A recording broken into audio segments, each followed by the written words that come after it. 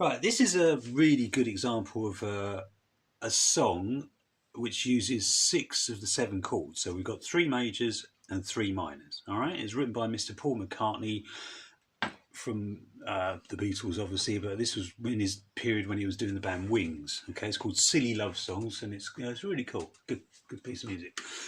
It has the chord C. We're in the key of C now, so C is the first chord, and then we're going to do the second one is D, and that's a D minor. The third one is E, and that's an E minor. And then the fourth one is F, and that's an F. We're going to play an F major 7. There's a variation on it. The fifth one is G, and that's normally as a G7 in this song, but there is G as well. Okay, and then the last one, A minor. Okay, so we're missing out the B diminished. I don't think he used it in this. Not that I can tell anyway. Right, starts off, the verse section goes from a C to a C major 7, which is a variation on the same chord. Just take your first finger off, and then you go to an F major 7. So you're playing the first chord and you're going to the fourth chord. 1, 2, 3, 4. And that does for most of the verse. And it does an E minor, which is chord number 1, 2, 3. Then an F again, chord 4. Then it's a G7 or a G, that's chord 5. And then 4 and then 5. Okay, then after that, we've got the middle 8, but I'll come to that in a second. Let's do the verse and the chorus. Okay, so verse.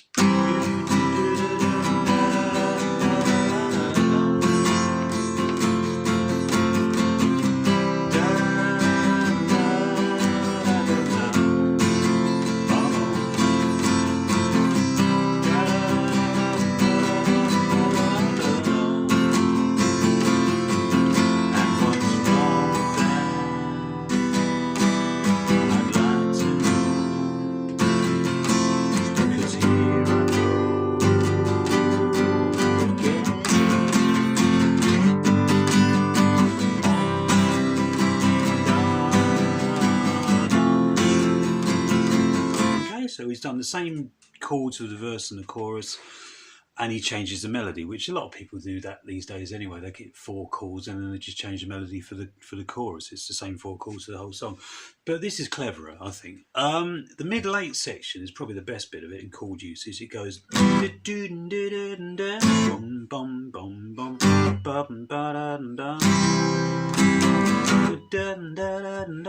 builds up on the D minor.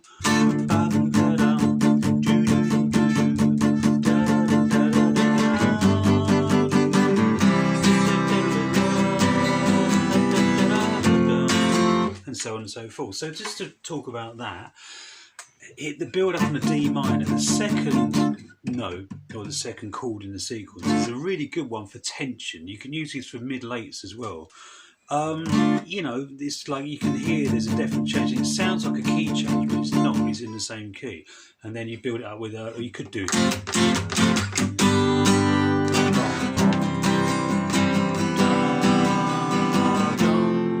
Now the major 7s, let's look at those. When you're on the first and the fourth chord on the sequence, which are both majors, you can use major 7th chords. All right, you can't use a 7th chord, a dominant 7th chord, unless you're playing blues, which breaks all the rules earlier.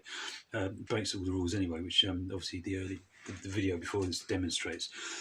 The 5th chord, 1, 2, 3, 4, 5. That's the dominant 7. Now, if you do dominant 7ths on the first and the fourth, yes, you can do them, of course, but the melody will have to be adapted from the scale. You can't use all the notes in the C sharp scale.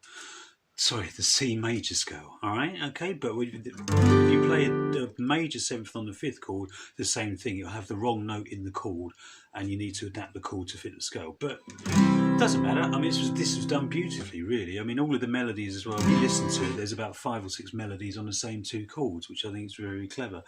Okay, so that's an example of a very good song written on a few chords from the major scale.